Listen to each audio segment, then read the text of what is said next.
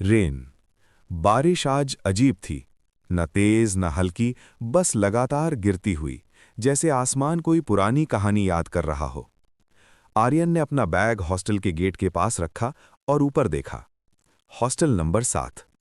पुराना सा बिल्डिंग, दीवारों पर से पेंट उतर चुका था, खिड़कियों पर लोहे की ग्रिल थी, जैसे किसी जेल की सलाखें। गेट के ऊपर एक ट्यूबलाइट फ्लिकर कर रही थी, ऑन ऑफ। बस यहीं रहना है, आर्यन ने खुद से कहा। शहर से दूर, कॉलेज के पास, सबसे सस्ता हॉस्टल। उसके लिए और कोई ऑप्शन भी नहीं था।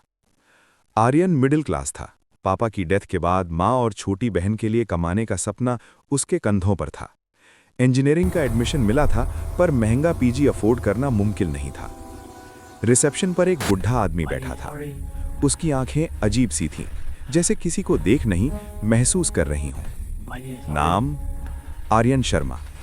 रजिस्टर में नाम लिखते वक्त बुढ़ा रुक गया। रूम 307, उसने धीरे से कहा। आर्यन को पता नहीं क्यों, लेकिन उस आवाज में कुछ ठंडा सा था। हॉस्टल के रूल्स पता है? नहीं, बुढ़े ने बिना मुस्कुराए कहा। रात 12 के बाद किसी की आवाज सुनाई दे तो दरवाजा मत खोलना, और रूम 307 का दर्पण रात को ढक के रखना। आर्यन हंसा। सर, हॉरर मूवी थोड़ी चल रही है। बुढ़े ने आंख उठाकर उसे देखा। ये मूवी नहीं, यादें हैं। 3rd फ्लोर का कॉरिडोर लंबा और अंधेरा था। लाइट्स कुछ कुछ जगह ही जल रही थी। जब आर्यन 307 के सामने पहुंचा तो उसे महसूस हुआ जैसे हवा ठंडी हो गई हो। रूम नॉर्मल सा था। 2 बेड्स, एक स्टडी टेबल, एक पुराना वार्डरोब और एक बड़ा सा मिरर। लेकिन मिरर, उसमें रिफ्लेक्शन थोड़ा सा डीले से मूव कर रहा था। आर्यन ने अपना हाथ हिलाया। रिफ्लेक्शन 1 सेकंड बाद हिला। ग्लिच होगा, उसने खुद को समझाया। उसका रूममेट अभी नहीं आया था। रात का पहला सिग्नल। 11:58 PM। हॉस्टल बिल्कुल शांत। बारिश की आवाज खिड़की से आ रही थी। आर्यन बेड पर लेटा हुआ माँ की फोटो देख रहा था फोन में। पापा के मरने के बाद माँ बहुत कम बोलती थी। आर्यन का हॉस्टल जाना उसे तोड़ गया था। मैं सक्सेसफुल बनूंगा माँ, उसने धीरे से कहा। तभी नॉक। रूम के दरवाजे पर। आर्यन उठकर बैठा। कौन? कोई जवाब नहीं। फिर आर्यन, उसका नाम। आवाज लड़की की थी, बहुत ही हल्की, रोती हुई। आर्यन, दरवाजा खोल दो। उसके हाथ कांप गए। बुढ़े की बात याद आ गई। 12 PM। नॉक दोबारा। प्लीज, मुझे ठंड लग रही है। आवाज में दर्द था, सच्चा। आर्यन का दिल पिघलने लगा, लेकिन उसने दरवाजे की तरफ जाते हुए मिरर में देखा और रुक गया। मिरर में वो खुद खड़ा था, लेकिन उसका रिफ्लेक्शन मुस्कुराया हुआ था। आर्यन की आंखें वाइड हो गईं। रिफ्लेक्शन ने धीरे से अपना हाथ उठाया और दरवाजे की तरफ इशारा किया। मत खोल, रिफ्लेक्शन ने बिना आवाज के कहा। नॉक तेज हो गई। आर्यन! आवाज अब डिस्टॉर्टेड थी, जैसे कई लोग एक साथ बोल रहे हों। आर्यन पीछे हट गया। फिर अचानक सब शांत। दरवाजा खोला नहीं गया। सुबह 6 AM। सनलाइट रूम में आ रही थी। आर्यन ने सोचा शायद सपना था। तभी उसका रूममेट आया। हे, मैं राघव हूं। नॉर्मल लड़का था, फ्रेंडली। राघव ने बैग्स रखते हुए कैजुअली पूछा, कल रात किसी ने तुम्हारा दरवाजा खटखटाया? आर्यन का चेहरा पीला हो गया। तुमने भी सुना? राघव ने धीरे से कहा। हर रात रूम 307 में कोई आता है। आर्यन ने घूर के देखा। कौन? आर्यन। राघव ने मिरर की तरफ देखा। वो जो यहां मर गई थी। राघव के शब्द आर्यन के कानों में गूंज रहे थे। वो जो यहां मर गई थी, मतलब क्या? आर्यन ने धीरे से पूछा। कौन मर गई? राघव ने अपनी शर्ट का कॉलर सीधा किया, जैसे किसी पुरानी याद से बचने की कोशिश कर रहा हो। उसका नाम अदिति था। आर्यन का दिल बिना वजह तेज धड़कने लगा। 3 साल पहले, राघव बोलता गया। अदिति यहीं रूम 307 में रहती थी। फिर राघव की आवाज हल्की हो गई। फिर उसने खुदकुशी कर ली। आर्यन की सांस अटक गई। यहां? राघव ने हां में सिर हिलाया। इसी रूम में, इसी मिरर के सामने। आर्यन ने धीरे से मिरर की तरफ देखा।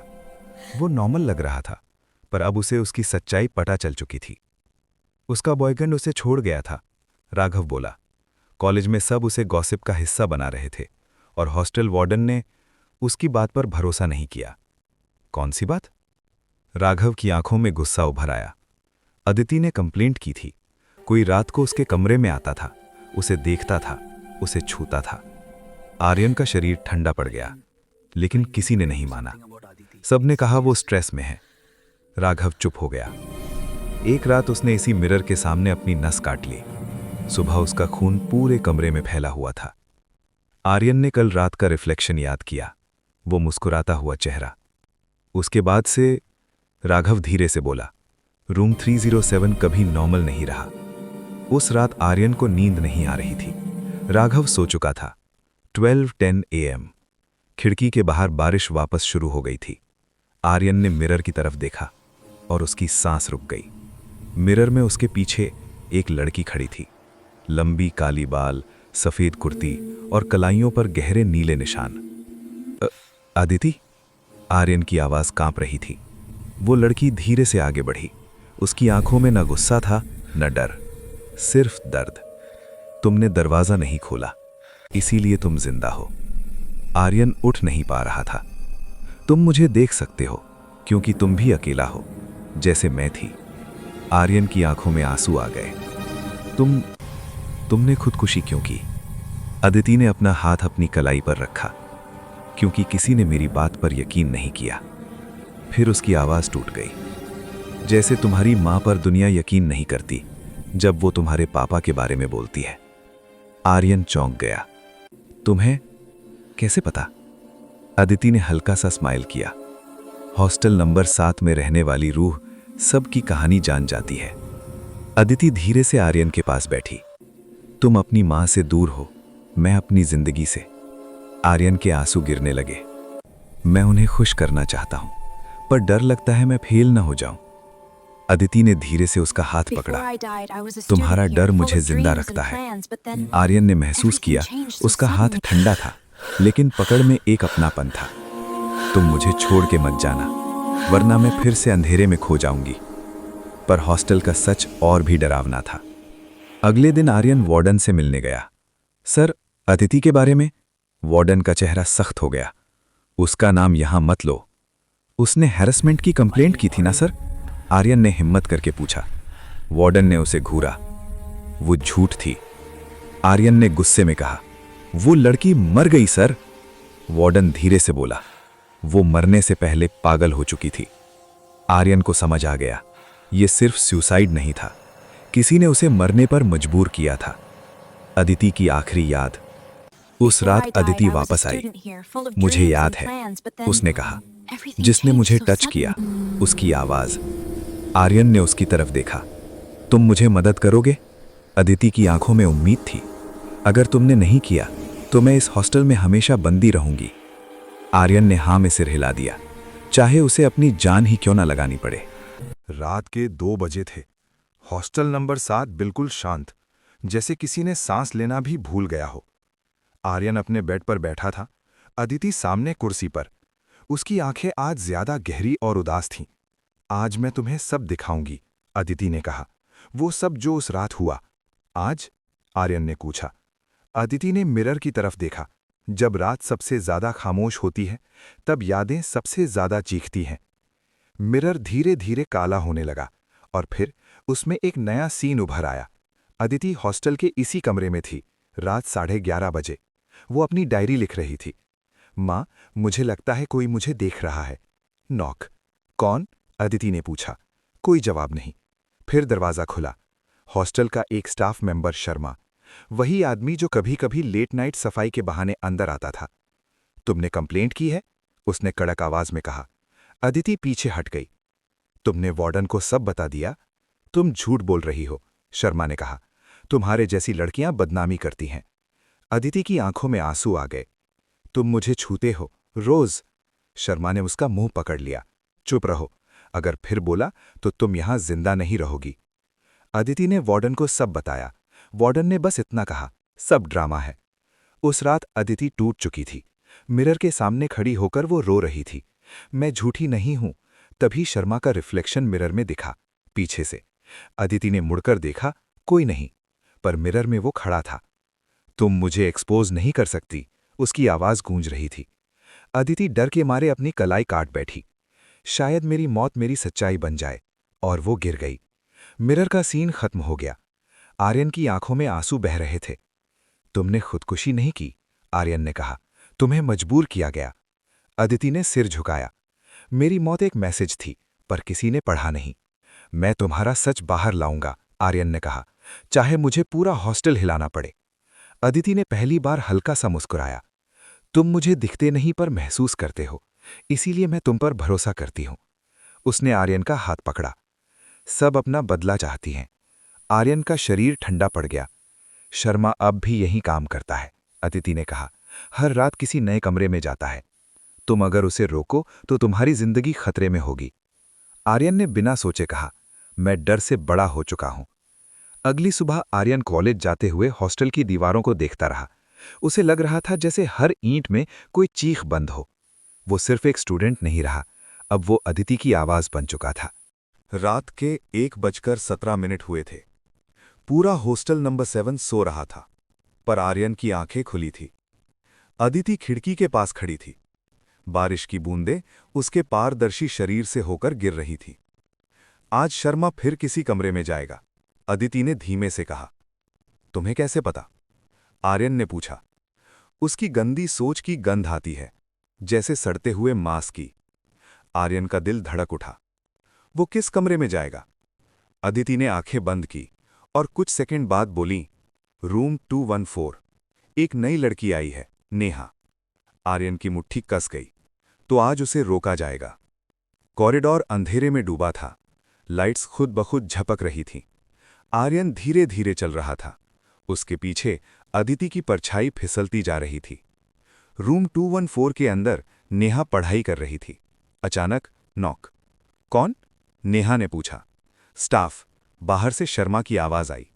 अदिति ने आर्यन की तरफ देखा। अब आर्यन ने तेजी से मोबाइल निकाला और कैमरा ऑन कर दिया। दरवाजा आधा खुला, शर्मा अंदर घुसा। लेट हो गई हो पढ़ते पढ़ते, उसकी आवाज में वही गंदी मिठास। तभी कमरे की लाइट बुझ गई। नेहा चीख पड़ी। कौन है? शर्मा पलटा। उसके सामने अदिति खड़ी थी, आंखों से खून टपकता हुआ, कलाइयां कटी हुई। तुम? शर्मा की आवाज कांप गई। तुम मरी नहीं? अदिति की आवाज चारों तरफ गूंजने लगी। मैं मरी नहीं, मैं छोड़ दी गई थी। शर्मा पीछे हटने लगा। मैंने कुछ नहीं किया। तभी कमरे की दीवारों पर हाथों के निशान उभर आए। खून से लिखे शब्द, लायर। शर्मा घुटनों पर गिर पड़ा। आर्यन सब कुछ रिकॉर्ड कर रहा था। सारी आत्माएं जाग उठीं। अचानक दरवाजा खुद बंद हो गया। कमरे का तापमान गिरने लगा। चारों कोनों से फुसफुसाहटें आने लगीं। हमारे साथ भी, हमारे साथ भी। आर्यन ने देखा। लड़कियों की परछाइयां, रोते चेहरे, नीली गर्दनें, कटे हाथ। हॉस्टल की वो सब आत्माएं जिनकी शिकायत कभी नहीं सुनी गई। अदिति ने आगे बढ़कर शर्मा का चेहरा पकड़ा। तुम्हें डर कैसा लगता है? जैसा हमें हर रात लगता था। शर्मा चीखने लगा। मुझे छोड़ दो। अदिति की आंखों से आंसू बहने लगे। जब मैं रो रही थी, तुमने मुझे छोड़ा था क्या? अचानक क्रैक। दीवार टूट गई। वार्डन अंदर घुसा। ये सब क्या हो रहा है? उसकी नजर शर्मा पर पड़ी और फिर हवा में तैरती आत्माओं पर। उसका चेहरा सफेद पड़ गया। ये असंभव है। अदिति उसकी तरफ मुड़ी। तुमने मेरी आवाज दबाई थी। अब हम सब बोलेंगे। वार्डन घुटनों पर गिर गया। माफ कर दो। आर्यन ने रिकॉर्डिंग बंद की। अब ये वीडियो पूरी दुनिया देखेगी। पूरा हॉस्टल नंबर 7 पुलिस की गाड़ियों से घिरा हुआ था। नीली लाल लाइटें दीवारों पर ऐसे पड़ रही थीं जैसे हर ईंट अपना गुनाह कबूल कर रही हो। आर्यन बाहर खड़ा था, हाथ में उसका मोबाइल, जिसमें शर्मा की सारी रिकॉर्डिंग थी। शर्मा और वार्डन को हथकड़ियों में ले जाया जा रहा था। लोग चिल्ला रहे थे, मीडिया चमक रही थी, पर आर्यन की नज़र सिर्फ एक जगह थी, हॉस्टल की तीसरी मंजिल पर, रूम 307 की खिड़की। वहां अदिति खड़ी थी, अकेली। तुम जीत गए। अदिति धीरे से आर्यन के सामने प्रकट हुई। अब वो डरावनी नहीं लग रही थी। उसके चेहरे पर शांति थी, जैसे कोई लंबी लड़ाई के बाद थककर बैठ गया हो। तुम जीत गए, उसने मुस्कुराकर कहा। आर्यन की आंखें भर आईं। नहीं, हम जीते। अदिति ने सिर हिलाया। न्याय मिल गया, अब मेरी आत्मा बंधी नहीं रहेगी। आर्यन का दिल धड़क उठा। मत जाओ, मैं तुम्हारे बिना। अदिति ने उसका हाथ पकड़ा। तुम जिंदा हो आर्यन, और जिंदा लोगों को आगे बढ़ना होता है। उसकी उंगलियां अब हल्की होने लगीं। तुम्हारी मां तुम्हें रोज याद करती है, उसे अकेला मत छोड़ना। आर्यन रो पड़ा। मैं तुम्हें भूल नहीं पाऊंगा। अदिति ने आखिरी बार उसकी आंखों में देखा। बस याद रखना, सच चाहे कितना भी दबा हो, उसे सुनने वाला कोई न कोई जरूर होता है। रोशनी। अदिति के चारों ओर हल्की सफेद रोशनी फैलने लगी। बाकी आत्माएं भी एक एक कर उभर आईं। उनके चेहरों से डर गायब था, बस सुकून। धीरे धीरे सब रोशनियों में बदल गए, और फिर खामोशी। हॉस्टल नंबर 7 अब पहली बार सच में शांत था। कुछ महीने बाद हॉस्टल नंबर 7 बंद कर दिया गया। उस जगह एक नया हॉस्टल बना, पर रूम 307 को कभी फिर नहीं खोला गया। आर्यन पढ़ाई पूरी कर रहा था। हर रात अपनी मां को फोन करता, और जब भी कभी अकेलापन होता, वो आसमान की तरफ देखकर कहता, धन्यवाद अदिति, क्योंकि कुछ आत्माएं मरकर भी जिंदगी सिखा जाती हैं।